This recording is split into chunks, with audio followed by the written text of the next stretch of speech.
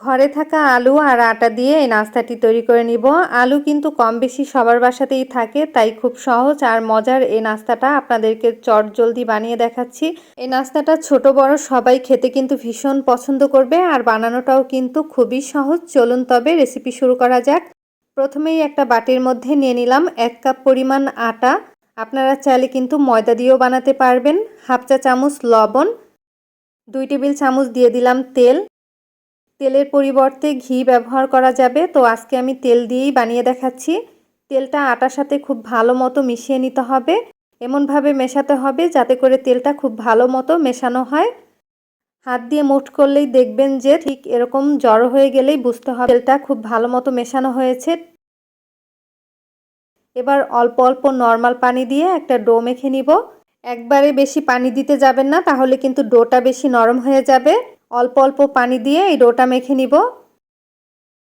এর মধ্যে আর একটু পানি দিয়ে দিচ্ছি। এরপরে খুব ভালো মতো মেখে নিব। এখন কিন্তু ডোটা মেখে নেওয়া হয়ে গেছে আর ডোটা কিন্তু বেশি একটা নরম অথবা বেশি একটা শক্ত হয়নি। এবার ঢাকনা দিয়ে ঢেকে 30 মিনিট একটা পাশে রেখে দিব। আর এই ফাঁকে এই নাস্তার পুরটা তৈরি করে নিচ্ছি। পুর বানানোর জন্য এখানে আমি 2 টেবিল চামচ নিয়ে নিলাম তেল, পেঁয়াজ কুচি দিয়ে দিলাম, সাথে দিয়ে দিচ্ছি কাঁচামরিচ কুচি। পেঁয়াজ আর কাঁচামরিচটা ভেজে নিব। আমি এখানে বড় সাইজের একটা পেঁয়াজ কুচি করে কেটে নিয়েছিলাম। পেঁয়াজটা হালকা কালার করে ভেজে নিয়েছি। এরপরে দিয়ে দিলাম সামান্য পরিমাণ হলুদ গুঁড়া। তেলের সাথে ভালো মতো মিশিয়ে দিচ্ছি। এরপরে দিয়ে দিব আগে থেকে যে আলুটা সিদ্ধ করে রেখেছিলাম সেই আলু। এখানে আমি বড় সাইজের 2টা আলু নিয়েছি। সিদ্ধ আলু কিছুক্ষণ পেঁয়াজের সাথে ভেজে নিতে হবে। তবে আপনারা যদি আলুর সাথে মুরগির মাংস অথবা গরুর মাংস দিতে চান, সেক্ষেত্রে কিন্তু মাংসটাকে সিদ্ধ করে তারপরে দিতে হবে। আলুটা কিন্তু এখন ভাজা হয়ে গেছে। এর মধ্যে দিয়ে দিচ্ছি 1 টেবিল চামচ পরিমাণ চাট মশলা। অবশ্যই চেষ্টা করবেন চাট মশলা দেওয়ার জন্য। সামান্য পরিমাণ দিয়ে দিলাম লবণ। ভালো মতো মিশিয়ে নিব।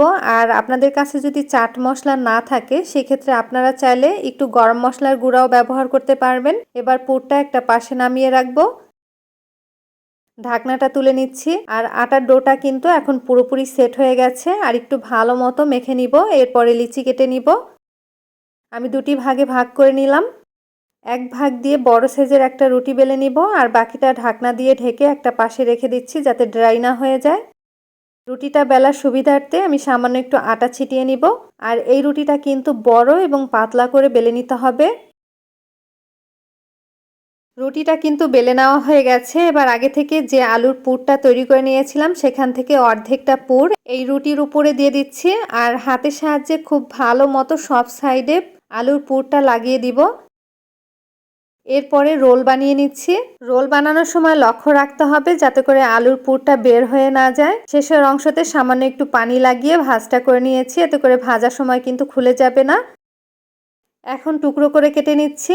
আপনারা চাইলে কিন্তু যে কোনো ডিজাইন করে বানাতে পারেন, তবে এভাবে করে বানালে কিন্তু একসাথে অনেকগুলো বানানো যায়। একটা প্লেটের মধ্যে নিয়ে নিচ্ছি। আর দেখুন ভেতরে কিন্তু আলুর পুরে ভরা। এখন এই সব নাস্তাগুলো তেলের মধ্যে মুচমুচে করে ভেজে নিব। ভাজার জন্য পরিমাণ মতো তেল দিয়ে দিলাম। তেলটা যখন হালকা গরম হয়ে গেছে, তখন একটা একটা করে দিয়ে দিচ্ছি। মিডিয়াম লো আঁচে ভেজে নিতে হবে, তাহলে কিন্তু অনেক বেশি মুচমুচে হবে। চুলার আঁচটা যদি বাড়ানো থাকে তাহলে কিন্তু প্রতিটা নাস্তাই পুড়ে যাবে, সেজন্য চুলার আঁচটা মিডিয়ামে রেখে ভেজে নেবেন। এক পাশ যখন হয়ে গেছে তখন আমি অপর পাশ উল্টে দিচ্ছি। দেখুন এখন কিন্তু অনেকটা কালার চেঞ্জ হয়ে গেছে। আমি আরও কিছুক্ষণ ভেজে নিব। যখন নাস্তাগুলোর কালারটা এরকম চেঞ্জ হয়ে যাবে, তখন চুলার আঁচটা একদম কমিয়ে দিবেন। এতে করে কিন্তু নাস্তাটা অনেক বেশি মুচমুচে হবে। সবগুলো কিন্তু ভাজা হয়ে গেছে, তেল থেকে তুলে নিচ্ছি। আর একইভাবে কিন্তু বাকিগুলো ভেজে নিব। তেলটা খুব ভালো মতো ঝরিয়ে একটা প্লেটের মধ্যে নিয়ে নিলাম।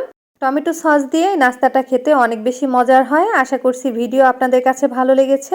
ভালো লাগলে অবশ্যই ভিডিওটি শেয়ার করবেন। আজ এখানেই বিদায় নিচ্ছি। আবারও হাজির হব নতুন কোনো ভিডিও নিয়ে। আল্লাহ হাফেজ।